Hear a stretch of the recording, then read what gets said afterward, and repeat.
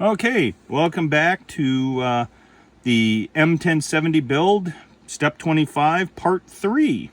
Just takes a little bit of time to do all the work here. We just got done bending this box. Now what I'm going to do, take the two straps. They have the etch bends in them, bend them towards the middle to roughly 90 degrees. Not really too picky, but you want it to be pretty close. Don't need to pull out the protractors or anything, just don't want them too far side bent. Point of this is to get them prepped so that you can put them on with pretty much ease, because you're kind of already pressed for needing 3 hands. So I've got them both set up and ready.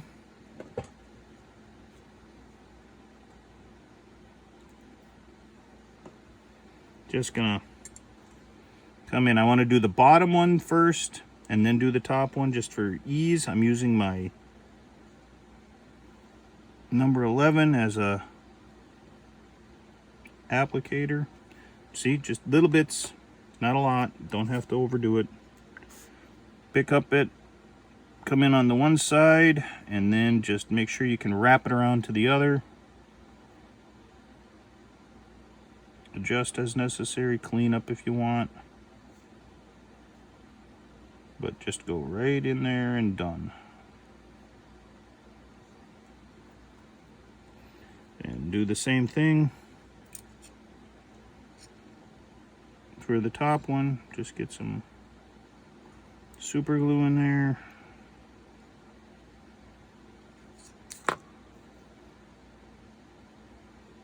And we can clean this up later if it really bugs you, or if you really get out of hand with the glue because, you know, it's glue. We can clean it up. So come on the one side, and then while you're pressing a little bit, then you can hook it on the other side. I'm pushing in a little bit with my thumb from this side as well. But more what I'm worried about is wanting to get everything squared up and looking good. There we go. Like that. Now, I've shown this before, but if you really want to clean it up because it doesn't look good to you, grab a Q-tip, get some uncure, put that uncure right into the Q-tip. I'm not sure I have enough. There we go. So you want it to look moist, but you don't have to overdo it. So all you're doing is going in and just kind of dabbing lightly, and that cleans it up. Now this is going to depend on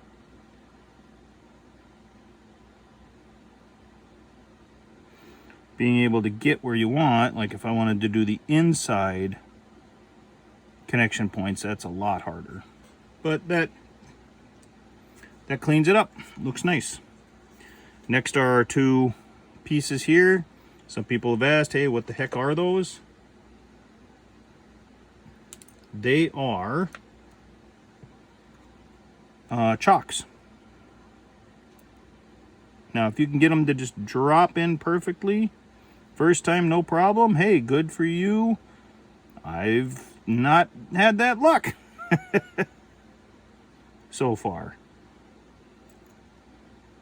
They tend to roll on their sides. So what I end up doing is kind of squeegeeing in a little bit one side first. This one's going to be a little bit more difficult. There we go.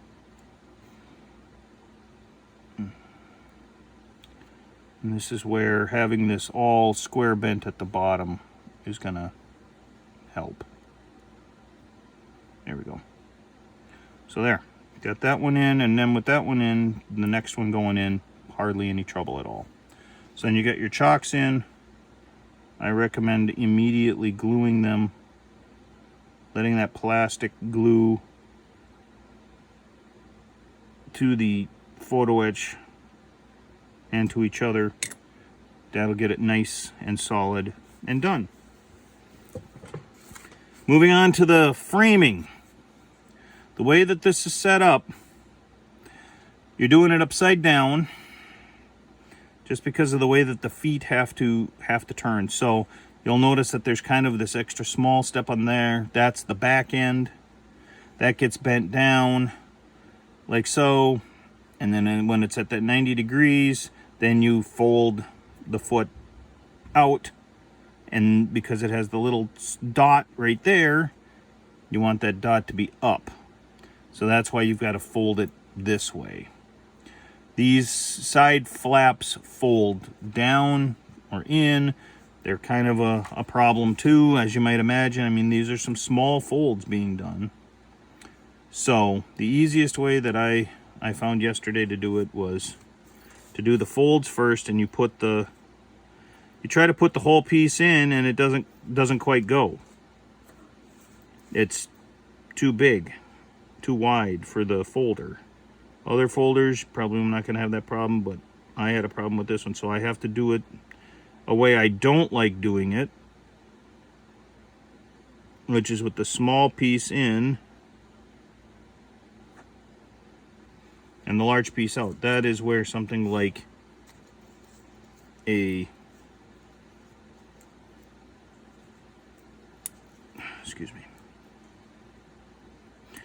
something like a razor blade is going to come in handy, because it covers and does the whole piece. Make sure you're pushing in on the bottom, and then I'm using this nice wide flat piece on this tool to just get the angle about right. These are stubby, these are kind of a pain, but there you have it. It works. So flip it over, do the same thing on the other side.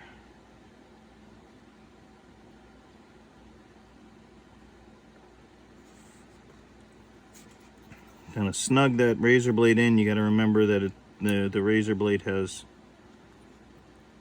3 layers to get through. There's underneath here, underneath there, and then underneath this metal piece for the top as well. But the idea is you get it close as you can to the folding area, and then you bend the whole piece up, and then go back and make sure that the fold is completely done with this. And at this point, at least those are finished, and that's fine. Now I've got to fold this piece underneath. And I'll be honest, when I was working with this yesterday, there wasn't really an easy way to do it, period. So I'm moving this like so, and just to illustrate, getting these underneath for doing this, not easy, and there are no bends, no etched lines in here for bending, so you just kind of have to guess and go. So I'm going to go back to the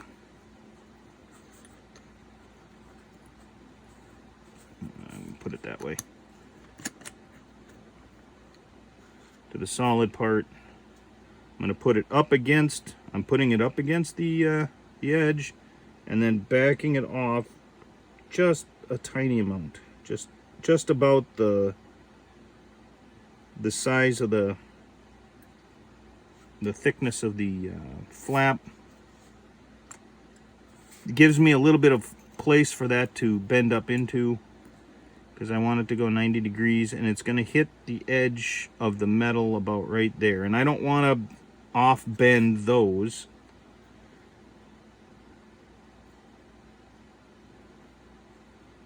So I'm going to readjust. Since there's already a bend in them, they kind of want to go at that spot. But bring it to 90 degrees.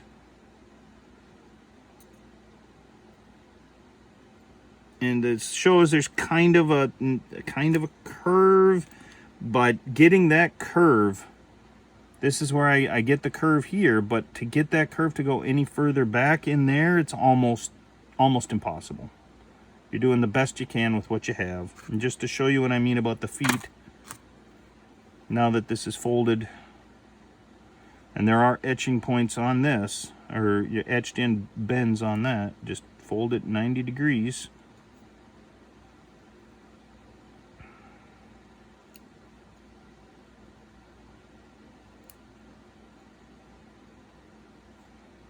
The best you can for right now, but 90 degrees is what you're going to end up wanting to do, because that's what is going to be needed.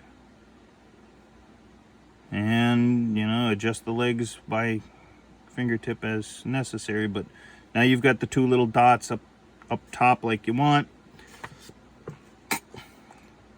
Not perfect, but that's what they give you. Now, working with the two individual legs in front, you could take forceps and do it yourself,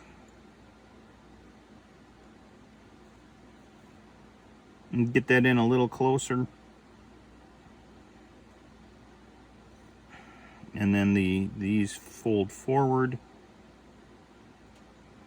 like so, except they have to have a bit of an angle to them. So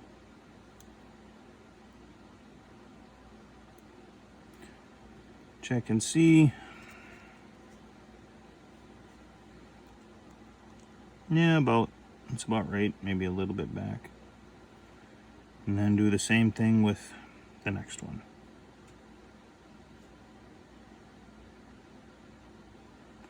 Just to start that angle. And you want to check them from the front, because as you can see, this leg right here, when I was doing the bending, kind of bent inward or outward. So you have to do a little adjusting, try and get it all square.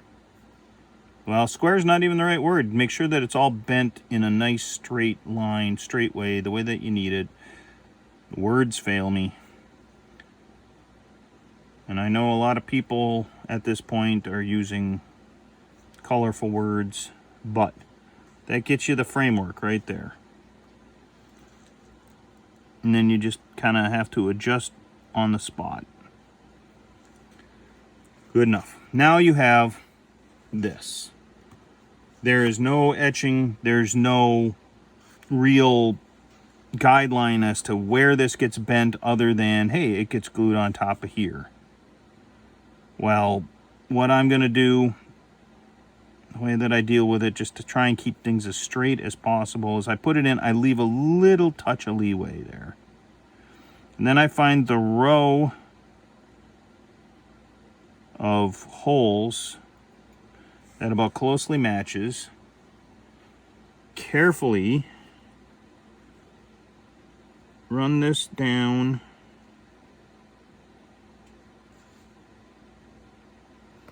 trying to keep that row of holes all equal in the bender rather than bending across holes. What I mean by that is that you want to do it in a straight line. You don't want to have it partially in one row of holes and partly in one other row of holes. And then with that in there, you can see it doesn't quite look square. So I just ease off. See what I can do to square this up. But the cut isn't square from the company to begin with. So you've got to adjust. Kind of looking at both. Not the easiest thing in the world to do. Take the razor blade in this case, put that in to give it the angle. I'm not going to use this because I don't want this to be 100% square because of the way that this is set up. It's a little round. Take it out. Got a bit of, it's still pretty square, pretty good. And then when I put it on, here's what you find is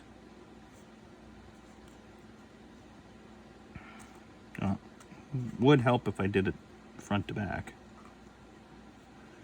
Back to front. Is that you put this on, and this thing is just, because of all the little burrs from the edge of the plate, it's just really sticky. is, in this case, it's a little short. I didn't pick the right hole, so I need to go back in and lay this out flat and then redo it a little bit back.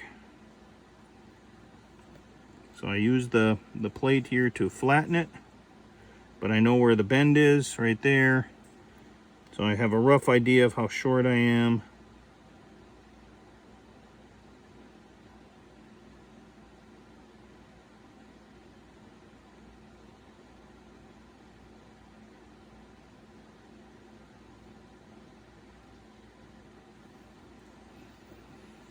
Put that in.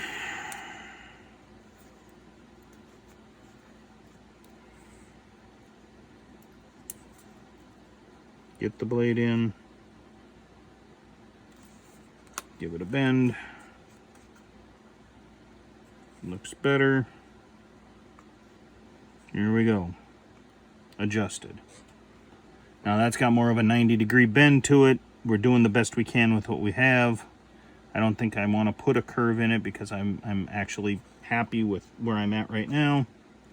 So what I want to do is apply a little bit of super glue to the back of here. Anywhere that the mesh is going to touch, so I can get that little bit of positive contact with the glue and the part. I don't want to overdo it so that it squishes through, but I need to have a coating. This is, again, a bit of a challenge for building this kit. Anything with mesh, really.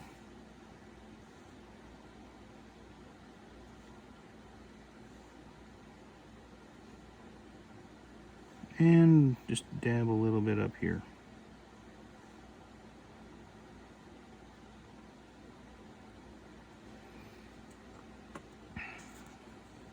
Put this on as square as I can to start with. There we go. It's messy, guys. It just is.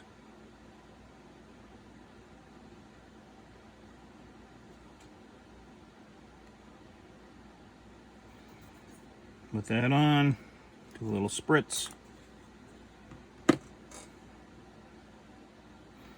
Now, because I kept it to a minimum, the glue didn't come up into it. It looks ugly now, but when I paint it, it's not going to look as bad, or when it's painted. So that looks good that way. Now, the challenge that we're getting to is this little piece right here. The important thing to note is that there are two little rivets on top. Those are the rivets that are going to be in the back, so this is going to fold up rather than folding into the fold. It's going to fold away from the line, the etched line, rather than folding into the etched line. But we're going to leave it at that. All right, we'll add the quick little end to this. And just dab this on. See if I can attach parts well. So normally you'd stick this in and fold it up and call it good, but you can't see the fold line. How do you do that? Well, the way that I do that is I'm still going to put it so I can see the fold line, but I'm also going to put it so that this tool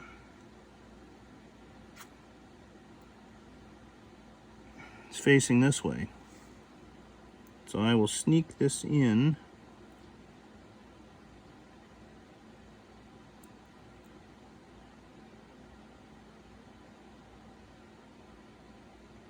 And clamp that down, and you are not looking at a lot of material here.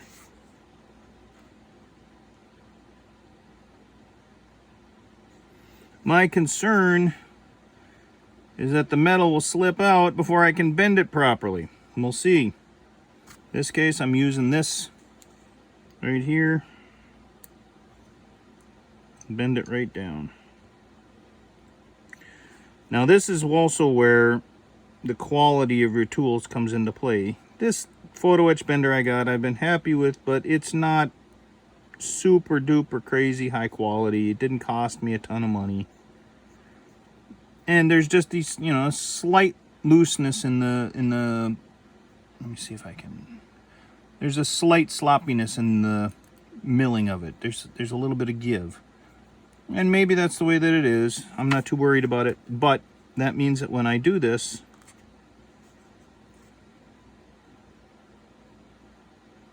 I may or may not get it. Now, I'm happy with how this turned out. I think that looks really good. The way that they have this set up is, that is the bracket limiter for the chalk holder. So the first thing I'm going to do is put this on, and they have it set up in the instructions to where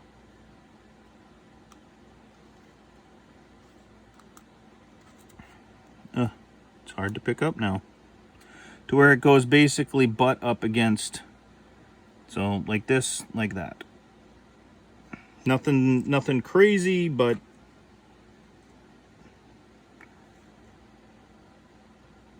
just put the glue on the back side of this.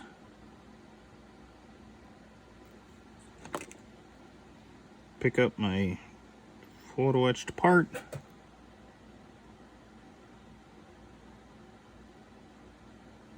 I'm kind of eyeballing it as I do this, but it kind of glued itself on right there.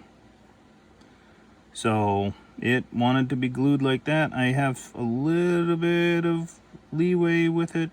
Yeah, there we go. But for the most part, it stuck right there. Now that that's done, I'm going to check and make sure that this is going to work, because it goes towards the front, not the back. And that looks okay. So then I'm going to put the glue on the bottom.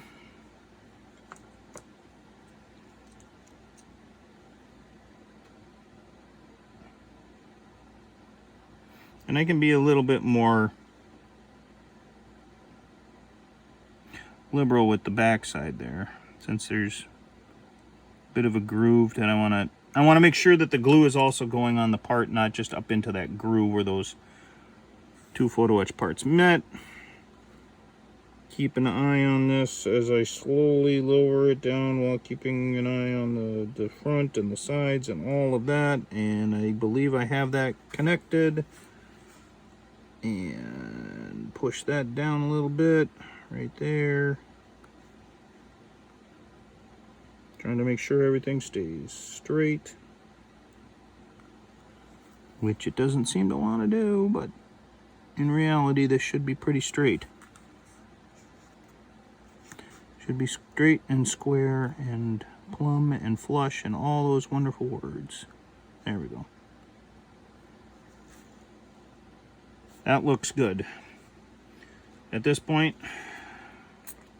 give it a little spritz from underneath, and then check it out. To the best of my ability, that looks good. You can see here in the instructions, the chalks end up going face first.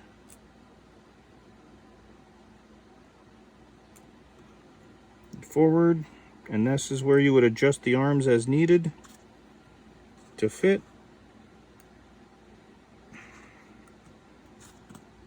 Because when you're working with the stuff, there's a possibility that you'll bend something a little bit too much or not enough for whatever, so adjust, look.